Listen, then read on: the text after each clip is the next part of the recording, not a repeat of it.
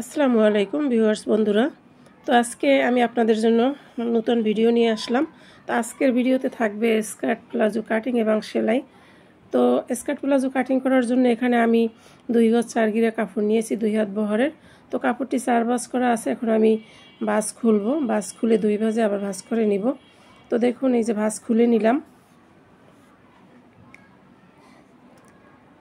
তো ভাঁজ খুলে নেওয়ার পরে এখন এখানে কিন্তু লম্বালম্বিভাবে যতটুকু কাপড় আছে পুরো কাপড়টিকে 2 ভাঁজে ভাঁজ করে নেওয়া আছে। তো দেখুন, তো এখন এই সাইডে একটু কম বেশি আছে, ওই কাপড়টুকু আমি কেটে সমান করে নিব। তো বন্ধুরা, 2 হাত বহরের কাপড় দিয়ে অনেক ঘেরালা স্কার্ট প্লাজো কাটিং করা যায়, সেটাই আমি আজকে খুব সহজভাবে আপনাদের বুঝিয়ে দিব। তো দেখুন, এখানে 2 হাত বহরের যে কাপড় আছে, আগে আমরা ভাবতাম 2 হাত বহরের কাপড় দিয়ে স্কার্ট প্লাজো হয় না। তো আসলে সেটা ঠিক না, খুব ভালোভাবে স্কার্ট প্লাজো হবে এবং সেটাই আজকে আমি আপনাদের কাটিং করে এবং সেলাই করে দেখাবো। তো এখানে কিন্তু 2 ভাঁজ আছে, দেখুন এই যে 2 ভাঁজ এবং খোলা সাইড। তো কাপড়ের এটি বন্ধ সাইড এবং এই যে সামনে এই সাইডও খোলা, উপরের সাইডও কিন্তু খোলা। কাপড়ের 3 সাইড খোলা, যেহেতু মাঝখানে জোড়া পড়বে। স্কার্ট প্লাজো ঘের দিয়ে স্কার্ট প্লাজো বানাতে গেলে এবং বেশি ঘের দিতে গেলে কিন্তু এরকমের জোড়া হবেই। তো এখন আমি কাপড়ের মোট লম্বা কত আছে সেটা দেখব। তো এখানে সব কিছু সহকারে 39 ইঞ্চি লম্বা আছে। তো পুরোটাই আমি নিয়ে নিলাম। পুরোটা নিয়ে নেওয়ার পরে এখন আমি কোমরের মাপ দিব। প্লাজোর কোমর 44। তো দেখুন, এখান থেকে আমি এখন কোমরের মাপ নিব। তো 44 যদি কোমর হয়, 44-এর 4 দিয়ে ভাগ দিলে আসে আমার 11। তো এখানে আমি 11 ইঞ্চিতে চিহ্ন করব এবং আরও 1 ইঞ্চি কাপড় সেলাইয়ের জন্য বেশি নিব। তো এখন এই সাইডে যে আমি 11 ইঞ্চিতে মোট 12 ইঞ্চিতে চিহ্ন করলাম, এখন অপর সাইডেও কিন্তু আমি 12 ইঞ্চিতে চিহ্ন করব কোনাকুনিভাবে। তো বন্ধুরা, এটা কিন্তু একরকমের পেটিকোট কাটার নিয়মই কিন্তু বলা চলে। তো যাই হোক, এখানে এখন আমি 12 ইঞ্চিতে চিহ্ন করব। তো এখন এই যে 2 কর্নারে যে দাগ আমরা কেটে নিলাম, এখন সোজা ফিতা দিয়ে বা স্কেল দিয়ে এভাবে দাগ দিয়ে মিলিয়ে দিব। দেখুন, তো বন্ধুরা, দাগ দেওয়া শেষ। এখন আমি এই দাগ অনুযায়ী মাপ অনুযায়ী কেটে নিব।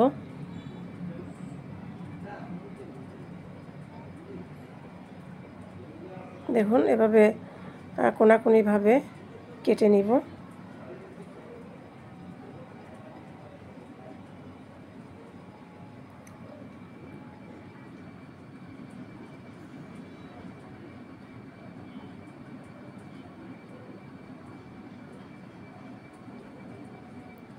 তো দেখুন বন্ধুরা, মাঝখান থেকে কিন্তু এভাবে আমি কেটে আলাদা করে নিলাম। তো এখন যেটা করতে হবে, আমার এই যে 2 পাশে যে কোমর 12 ইঞ্চি করে আমি সেলাই সহ করে নিয়েছি, এই 2 সাইড আমার এখন ঘুরিয়ে এক করতে হবে। এই যে দেখুন, এভাবে পায়ের সাইড পায়ের দিকে এবং কোমরের সাইড কোমরের দিকে এভাবে 2টি সাইড মিলিয়ে দিতে হবে। তো 2 সাইড এভাবে সুন্দরভাবে মিলিয়ে তারপরে কিন্তু আমি হাইয়ের মাপ নিব বন্ধুরা। তো দেখুন, সব সাইড এভাবে মিলিয়ে নিতে হবে, যাতে কম বেশি না থাকে সেই দিকে লক্ষ্য রাখতে হবে। তো দেখুন, এই যে 4টি পার্ট এখানে কিন্তু এভাবে মিলিয়ে নিলাম।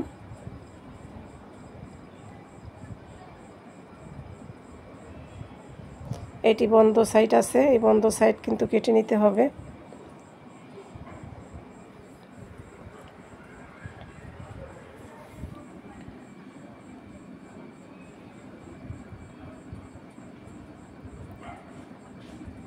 তো 4টি পার্ট কিন্তু এভাবে আমি মিলিয়ে নিলাম বন্ধুরা।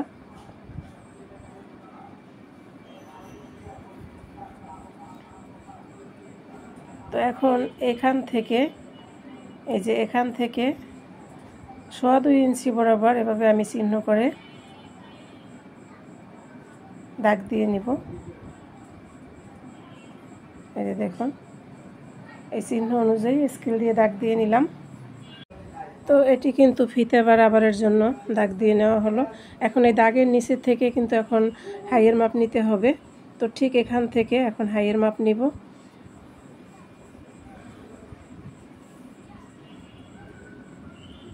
দেখুন এখান থেকে ফিতে ধরে সোজা এভাবে হাই 14 এবং আরও হাফ ইঞ্চি বাড়িয়ে 14.5 ইঞ্চিতে আমি এভাবে দাগ কেটে নিব।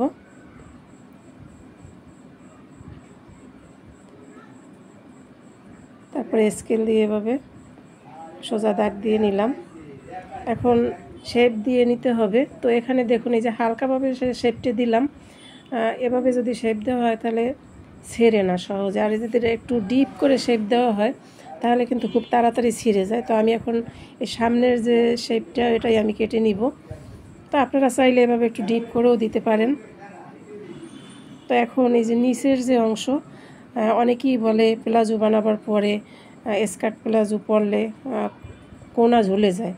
তো কোনা কেন ঝুলে যায় সেটা একটু লক্ষ্য করুন। এখানে যে আমি দাগ দিব, সোজা দাগ দেওয়ার পরে একদম এই যে ঘেরের যে শেষ মাথা ওখানে কিন্তু আমি একটু বাড়িয়ে দাগ দিব, এই যে উপরে উঠিয়ে দিব যাতে রাউন্ড হয় সেই জন্য, তাহলে আর কখনো কোনা ঝুলবে না। দেখুন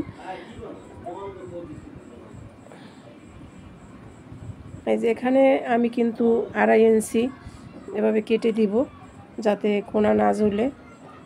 তো এভাবে যদি কোনা কেটে দেওয়া না হয় তাহলে কিন্তু সত্যিই কোনা ঝুলে যায়। তো আপনারা সবসময় স্কার্ট প্লাজো কাটিং করার সময় নিচের অংশে এভাবে 2 থেকে 2.5 ইঞ্চি কাটিং করে দিবেন, তাহলে আর কখনোই কোনা ঝুলবে না। তো বন্ধুরা দেখুন এই মাপ অনুযায়ী এখন আমি কাটিং করে নিব।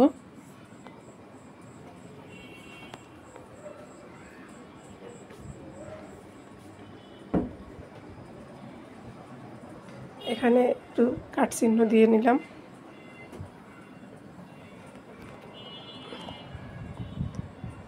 তো এখন এই যে নিচের অংশে দাগ অনুযায়ী কেটে নিব। দেখুন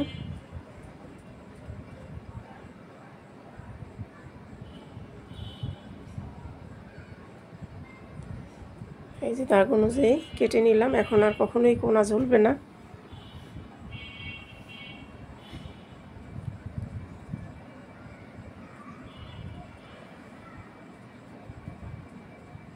তো বন্ধুরা দেখুন এই যে এখানে উপরের এক সাইড ভাঁজ ছিল, সেই ভাঁজের লাইনটা আমি কেটে দিলাম।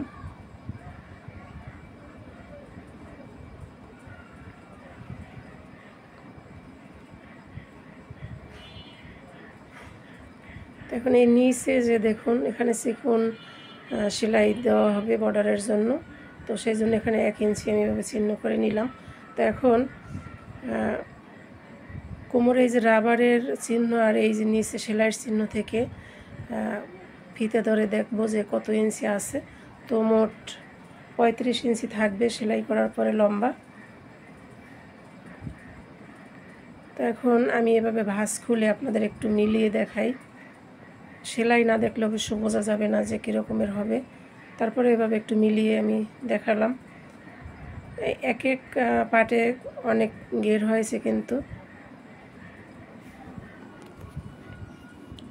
তো দেখুন বন্ধুরা এই যে সেলাই করার পরে এরকমের থাকবে। তো একটি পার্টে কত ইঞ্চি ঘের আসে এখন আমি আপনাদের সেটা মেপে দেখাবো।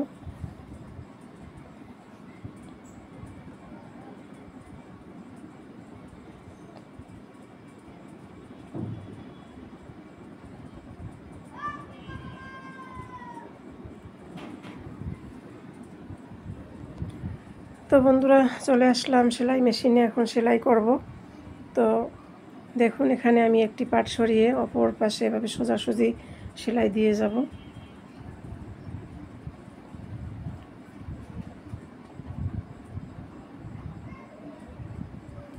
দুই পায়ে 4 পার্ট হয়ে গেছে, যার জন্য এখন সেলাই দিতে হবে। তো দেখুন এখানে সেলাই দিলাম, অবশ্যই ডাবল সেলাই দিয়ে নিতে হবে। দুইটি সাইডে কিন্তু এভাবে সেলাই দিয়ে নিতে হবে।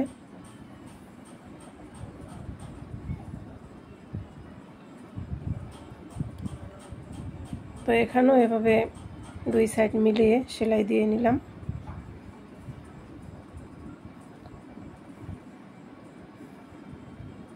তো বন্ধুরা, চেষ্টা করলে আসলে কোনো কাজই কিন্তু খুব কঠিন না।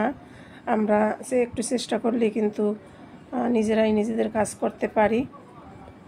বিশেষ করে এই প্লাজো কাটিং তো একেবারেই সোজা, কোনো ব্যাপারই না আমার মনে হয়। একটু লক্ষ্য করলেই পারবেন আপনারাও, এবং ধৈর্য সহকারে আমার পুরো ভিডিওটি যদি আপনারা দেখেন তাহলে অবশ্যই পারবেন।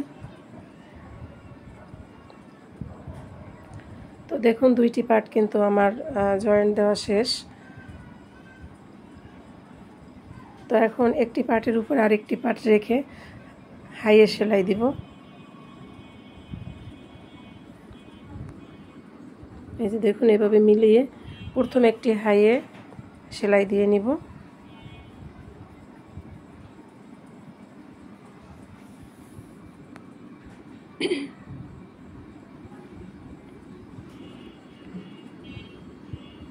তো এখানেও ডাবল সেলাই দিয়ে নিতে হবে। তো এক পাশের হাইয়ে সেলাই দেওয়ার পরে এই যে রাবারের কাপড় রেখেছিলাম বাড়তি 2 ইঞ্চি, ওখানে এরকমের চিকন একটু বর্ডার দিয়ে প্রথমে একটি সেলাই দিয়ে নিতে হবে। তো এই সালোয়ারটি যার উনি রাবার দিতে না করছে, উনি রাবার দিয়ে পরবে না, উনি ফিতা দিবে। তো সেই জন্য এখন আমাদের ফিতাঘর তৈরি করতে হবে। তো ফিতাঘর কীভাবে তৈরি করব একটু লক্ষ্য করুন বন্ধুরা।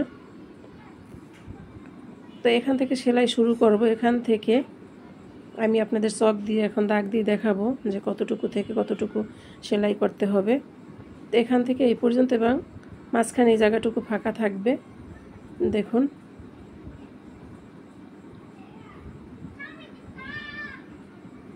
তো এই জায়গাটুকু ফাঁকা রেখে এখন পুরোটাই সেলাই করে নিলাম।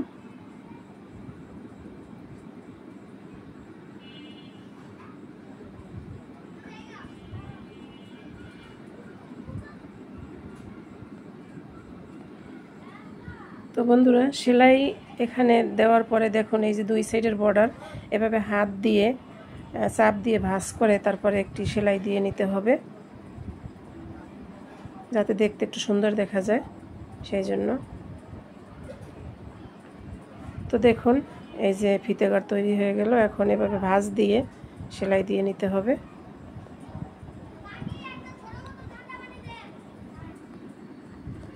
এখন মাপ অনুযায়ী এভাবে ভাঁজ করে পুরোটাই সেলাই করে নিব।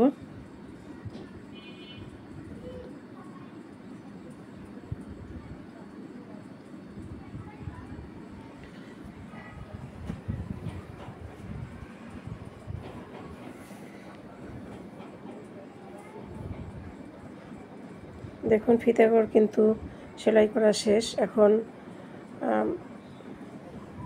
পায়ের সাইড সেলাই করব। তো প্রথমেই চিকন একটি ভাঁজ দিয়ে সেলাই করে নিতে হবে, তারপরে আবার এরকমের ডাবল ভাঁজ দিয়ে সেলাই করব। তো বন্ধুরা, আমার এই ভিডিওতে যারা একেবারে নতুন, এখনও সাবস্ক্রাইব করেন নাই, অবশ্যই তারা সাবস্ক্রাইব করবেন এবং বেল বাটনটি অন করে রাখবেন। আর যারা অলরেডি সাবস্ক্রাইব করে ফেলছেন তাদেরকে অসংখ্য অসংখ্য ধন্যবাদ। আমার এই ভিডিওটি যদি আপনাদের একটু ভালো লেগে থাকে তাহলে অবশ্যই লাইক, কমেন্ট, শেয়ার করবেন এবং কমেন্ট করে জানাবেন যে আমার এই ভিডিওটি আপনাদের কেমন লাগলো। আর আমার যদি কোনো ভুল ত্রুটি হয়ে থাকে তাও কমেন্টে বলবেন, যাতে পরবর্তীতে আমি সঠিকভাবে ভিডিও তৈরি করতে পারি। তো দেখুন, 2 সাইডের পায়ের চিকন সেলাই দেওয়ার পরে এখন এই যে এক পা থেকে সেলাই করে, এক সাইড মানে থেকে সেলাই শুরু করে একেবারে অন্য সাইডে চলে যাব। এই যে দেখুন, এখানে হাইয়ের কাছে এসে সেলাইটি মিলিয়ে নিতে হবে। তো মিলিয়ে নেওয়ার পরে এখন অন্য পায়ের সেলাইটা আমরা এভাবে করে যাব। দেখুন, অবশ্যই ডাবল সেলাই দিতে হবে বন্ধুরা।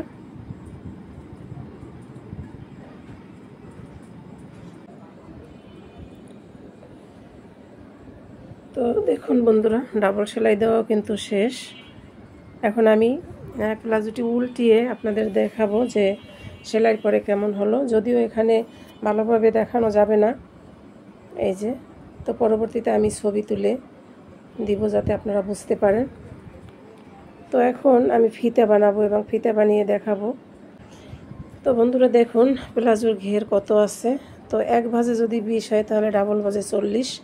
তো আমাদের এক পায়ে কিন্তু 40 ইঞ্চি ঘের আছে।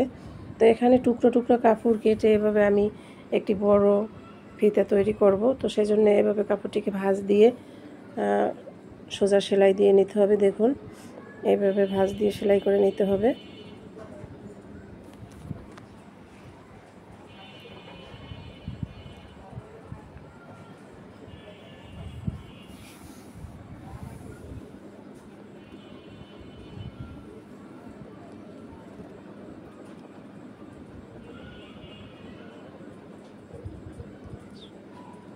তো বন্ধুরা, প্লিজ সবাই আমার ভিডিওটি শেয়ার করবেন এবং লাইক কমেন্ট করবেন, পরবর্তীতে সাবস্ক্রাইব করে আমার পাশে থাকবেন। তো আমি এখন প্লাজোর এই যে কোমরে ফিতা লাগিয়ে নিব।